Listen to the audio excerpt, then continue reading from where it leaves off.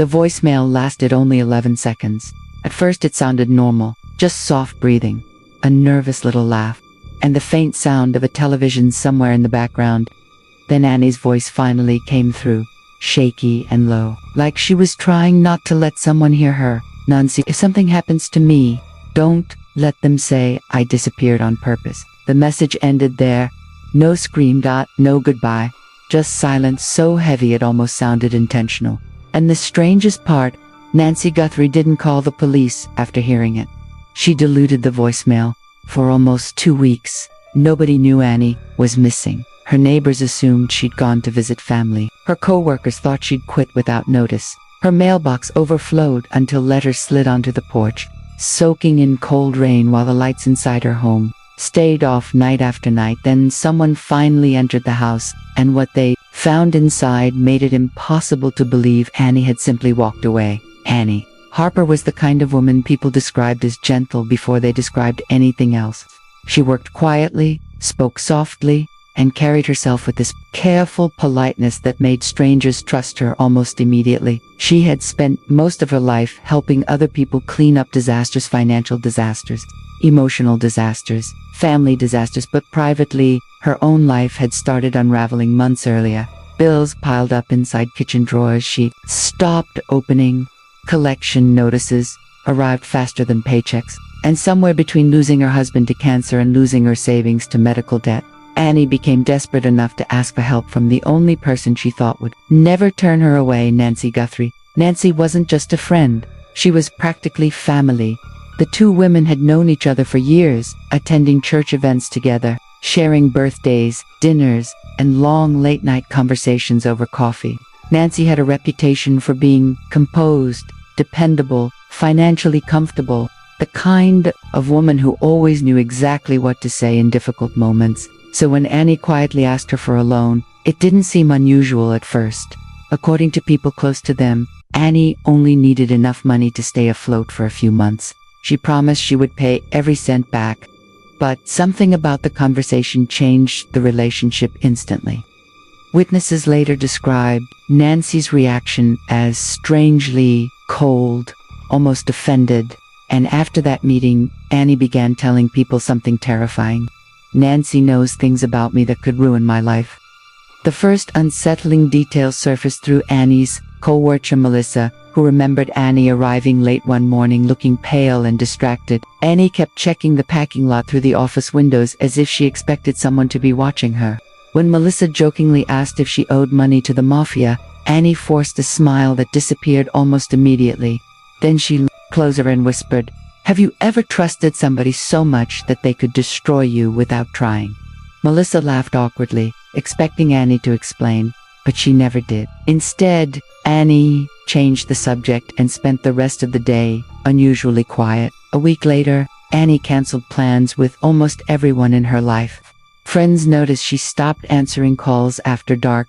Her sister later told investigators that Annie sounded frightened during their final conversation, but not frightened of a stranger. She sounded frightened of somebody she knew intimately, somebody who understood her routines, her habits, her fears. And during that same week, security footage from a gas station captured Annie standing beside her car speaking to someone through the passenger window. The footage had no audio, but investigators later noticed Annie repeatedly shaking her head while the other person remained completely still, calm, unmoving, watching her. The vehicle's license plate was never clearly visible, but witnesses thought the driver looked remarkably similar to Nancy Guthrie. When police finally entered Annie's home, they immediately noticed something deeply unnatural about the scene. The television was still running in the living room. A cup of tea sat untouched beside the couch, mold growing along the rim. Annie's purse, wallet, and medication remained exactly where they should have been, but her cell phone was missing. So were the bedsheets from her bedroom. Investigators described the room as cleaned too carefully. There were no signs of forced entry, no signs of struggle, yet something about the silence inside the house felt staged. Like someone had tried too hard to erase a moment. Nancy arrived at the scene voluntarily later that afternoon. Calm as ever, she told detectives Annie had been emotionally unstable for months and suggested she may have run away because of financial stress. According to Nancy, the loan request had been small and harmless. She claimed she refused politely because mixing money with friendship never ends well. Detectives initially accepted her explanation. After all, Nancy appeared cooperative, composed, even concerned. But one investigator later admitted there was a moment he couldn't stop thinking about. While standing in Annie's bedroom, Nancy casually asked whether police had found Annie's phone yet. The problem was, investigators hadn't publicly mentioned the missing phone to anyone. As detectives dug deeper into Annie's finances, they uncovered something strange. Annie wasn't simply struggling with debt. She had recently withdrawn nearly every remaining dollar from her savings account in cash. Thousands of dollars had vanished only days before she disappeared. At first, investigators suspected Annie might have been planning to leave town secretly, but surveillance footage from her bank painted a different picture. Annie looked terrified.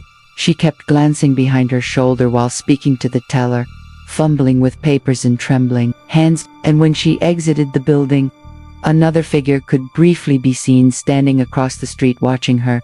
The image quality was poor, but investigators noticed the woman wore the same long gray coat Nancy often wore during winter. When detectives questioned Nancy again, her answers became subtly inconsistent. She first claimed she hadn't seen Annie for weeks. Later, she admitted they met for coffee shortly before Annie vanished. Then she denied discussing money entirely, despite witnesses confirming Annie had openly spoken about the loan request. Each contradiction by itself seemed small, forgettable, but together they formed a pattern investigators couldn't ignore. Nancy wasn't panicking under pressure. She was carefully editing the truth in real time. The breakthrough came from Annie's voicemail records. Detectives recovered fragments of deleted audio files from her phone account, including the 11-second message Nancy had erased. Technicians enhanced the background noise and discovered something chilling beneath Annie's voice. A second person breathing nearby, slow, steady, listening, and just before the voicemail cut off, there was another sound barely audible under the static, a sharp tapping noise, repeating 3 times. One detective recognized it immediately. It sounded like fingernails striking a wooden table. Nancy's dining room table was solid oak. When investigators searched Nancy's home, they didn't find blood. They didn't find Annie's belongings, but they did find evidence of obsessive cleanup. Fresh, chemical residue-coated sections of the basement floor. Rugs had recently been replaced. One wall appeared newly painted despite the rest of the basement showing years of wear. Nancy explained everything calmly. The cleaning products were for mold. The renovations were overdue. The paint was cosmetic. Yet investigators noticed her hands trembling for the first time during questioning. Not dramatically, just enough to reveal cracks beneath the polished surface. Then came the discovery nobody expected. Annie had secretly recorded conversations. Hidden inside an old laptop, investigators found multiple audio files labeled with random names. Most were harmless recordings of television shows or accidental voice memos. But one file changed the entire case. In it, Annie could be heard confronting Nancy directly. Her voice shook violently while Nancy remained unnervingly calm. "You promised you'd never use that against me." Nancy answered softly, "I promised if you stayed reasonable." There was a long silence after that. Then Annie began crying. Quietly, she kept repeating, "Please, please don't do this." Investigators never publicly revealed what this referred to, but people close to Annie believed Nancy had been blackmailing her over a deeply personal secret connected to Annie's late husband's finances. The loan wasn't just about money anymore. Annie had become trapped in something far darker, something built on shame, manipulation, and fear. Meanwhile, detectives uncovered another unsettling detail. Nancy had searched online for isolated lakes, decomposition timelines, and how long cell phone towers store location data. When confronted, Nancy dismissed the searches as crime novel research. She even laughed during the interview, joking that true crime fascinated her. But detectives noticed something disturbing about her sense of humor. Every joke arrived seconds too late, like she was performing what she believed an innocent person should sound like. The case exploded across local media once Annie's disappearance became public. Volunteers searched forests, rivers, abandoned properties anywhere a frightened woman might have ended up. Nancy attended several public vigils, hugging Annie's relatives while cameras rolled. In photographs, she always appeared emotional but composed, controlled, yet off camera. Witnesses described her demeanor differently, detached, irritated. Once, after reporters left, a volunteer overheard Nancy mutter something under her breath that chilled him instantly. She should have stopped pushing. Police still lacked one thing they desperately needed: a body. Without physical evidence, prosecutors hesitated to move forward. Then, a retired fisherman contacted authorities after recognizing Annie's face on the news. Weeks earlier, he had spotted a vehicle parked near a remote lake access road late at night. He remembered it because the driver seemed oddly calm despite standing beside the trunk for nearly 20 minutes in freezing weather. The fisherman couldn't identify the driver clearly, but he distinctly remembered one detail: a long gray coat moving in the wind beneath the headlights. Divers searched the lake for 2 straight days before they found anything. At first it looked like debris tangled beneath branches near the muddy shoreline. Then someone noticed fabric, bed sheets, wrapped tightly around human remains weighed down with cinder blocks. Annie's body had been underwater long enough to erase many answers, but forensic investigators still uncovered signs of restraint around her wrists. More disturbingly, traces of sedatives were found in her system. The major twist came hours later when detectives examined traffic cameras near the lake road. Nancy's car had indeed traveled toward the area the night Annie disappeared, but she wasn't alone. Another vehicle followed closely behind her the entire way. Investigators traced it to a man named Daniel Reeves, a financial advisor connected to both women.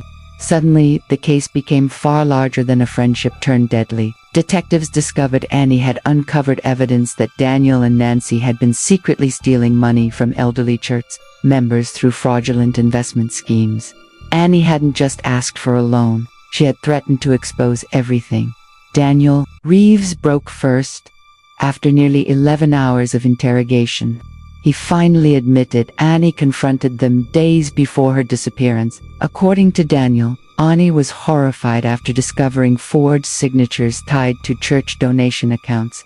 She demanded Nancy help return the stolen money before police became involved.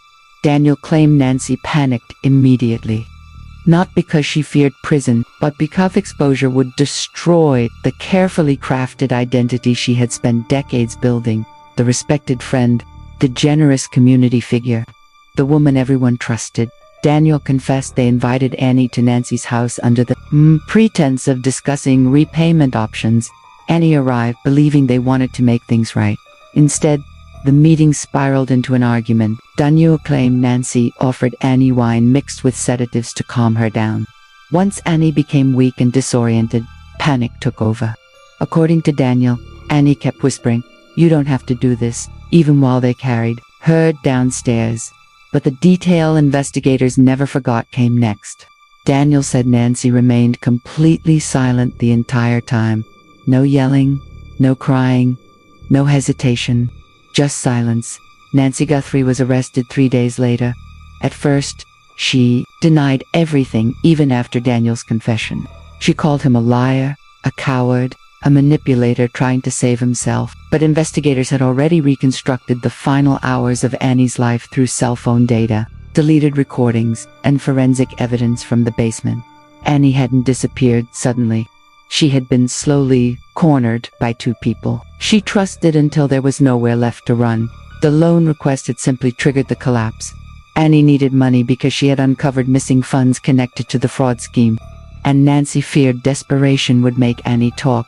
During her final interrogation, detectives asked Nancy why she deleted the voicemail instead of reporting it. For the first time since the investigation began, Nancy stopped speaking completely. She stared at the table for nearly 2 minutes before quietly saying, because she already knew. Nobody in the room understood what she meant, until later. Investigators eventually concluded Annie recorded and sent the voicemail while sitting inside Nancy's house moments before her death. She wasn't asking for rescue anymore. She was leaving behind proof, one final trace that she understood exactly what was about to happen to her after the trial. Annie's sister returned to the abandoned house one final time to collect the last remaining boxes from the attic. Most contained old photographs, unpaid bills, faded birthday cards, ordinary pieces of a life interrupted too soon. But hidden inside a small wooden drawer, she found a note written in Annie's handwriting. It said only one sentence: "If anything happens, look at the people who stay calm." And somehow, that ended up being the most terrifying part of all.